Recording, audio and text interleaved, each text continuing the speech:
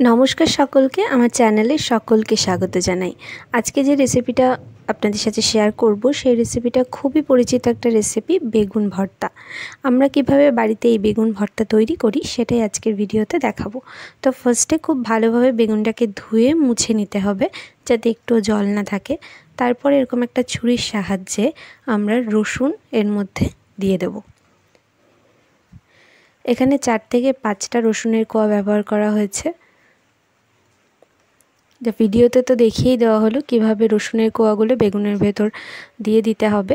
তারপর হাতের মধ্যে একটু সর্ষের তেল নিয়ে খুব ভালোভাবে বেগুনের গায়ে মাখিয়ে দিতে হবে।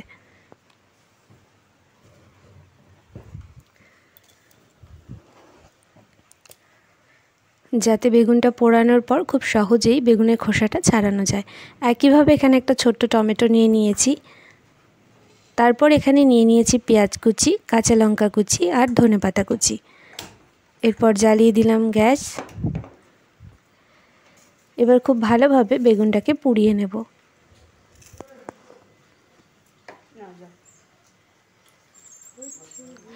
এরকমভাবে কিন্তু উল্টে পাল্টে বেগুনটাকে পুড়িয়ে নিতে হবে যাতে বেগুনের সব দিকটা খুব ভালোভাবে পুড়ে যায়, ভেতর থেকে কিন্তু সেদ্ধ হয়ে যায়। বেগুন পোড়ানোর সময় খুব সুন্দর একটা গন্ধ বের হয়, আমার তো গন্ধটা ভীষণ ভালো লাগে। তো দেখো ঠিক এইভাবে আমরা বেগুনটাকে পুড়িয়ে নেব। যারা উনুনে পোড়াবে তারা একটু মাঝে মাঝে দেখবে যাতে খুব বেশি না পুড়ে যায়। তারপর আমি বেগুনটাকে এখানে তুলে নিয়েছি একটা পাত্রে, আর টমেটোটাকে আমি পুড়িয়ে নিচ্ছি। একটা কাঁটা চামচের মধ্যে দিয়ে পড়েছে, যেহেতু টমেটোটা খুবই ছোট সেই জন্য। তো এখানে টমেটো আর বেগুন দুটোই পোড়ানো হয়ে গেছে। এবার এটাকে খুব ভালোভাবে আমরা পরিষ্কার করে নেব। একটু ঠান্ডা হলেই দেখতে পাবে ঠিক এইভাবে বেগুনের গা থেকে কিন্তু আপনা আপনিই বেগুনের যে খোসাটা সেটা ছাড়িয়ে চলে আসবে।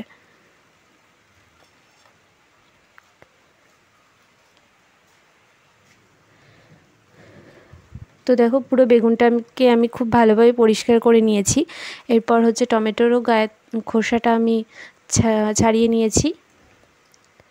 এরপর এই যে ওপরের যে বোটার যে অংশটা, এটা খুব ভালোভাবে আমি ছুরি দিয়ে কেটে নিচ্ছি। তো এরপর টমেটোটা আর বেগুনটাকে আমি খুব ভালোভাবে একটু ম্যাশ করে নিচ্ছি, যেহেতু গরম আছে তো সেই জন্য আমি ছুরি দিয়ে করছিলাম। আর এই যে হচ্ছে ওপরের অংশটা, এটাকে আমরা বাদ দিয়ে দেবো। তারপর বেগুনের মধ্যে যে রসুনগুলো ছিল খুব ভালোভাবেই দেখো সেদ্ধ হয়ে গেছে। এটাকে আমি হাত দিয়ে চেপে চেপে দিলাম। এরপর আমরা এর মধ্যে অ্যাড করব হচ্ছে পেঁয়াজ কুচি।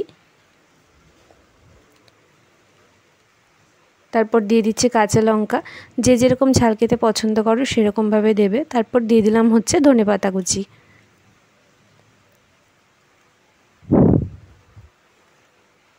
তারপর দিয়ে দেবো এর মধ্যে স্বাদ অনুযায়ী লবণ। আর এবার দিয়ে দেবো সব থেকে মেন যে উপকরণটি, সেটা হচ্ছে তেল। সর্ষের তেল না দিলে কিন্তু এই রেসিপির কোনোই মজা নেই। সর্ষের তেল দিলে খুব সুন্দর একটা গন্ধ বের হবে। তো এবার খুব ভালোভাবে আমি হাত দিয়ে এটাকে মেখে নিচ্ছি। খুব ভালোভাবে এটাকে মিশিয়ে নিলেই আমাদের বেগুন ভর্তা কিন্তু রেডি। খুব ভালো খেতে লাগে, তোমরা এইভাবে অবশ্যই বাড়িতে ট্রাই করো। ভাত রুটির সাথে তো এটা দারুণ লাগে। কেমন লাগলো আজকের ভিডিওটা অবশ্যই জানিও, কমেন্ট করতে ভুলো না। দেখা হবে নতুন একটা রেসিপির সাথে। ততক্ষণ সবাই খুব ভালো থেকো।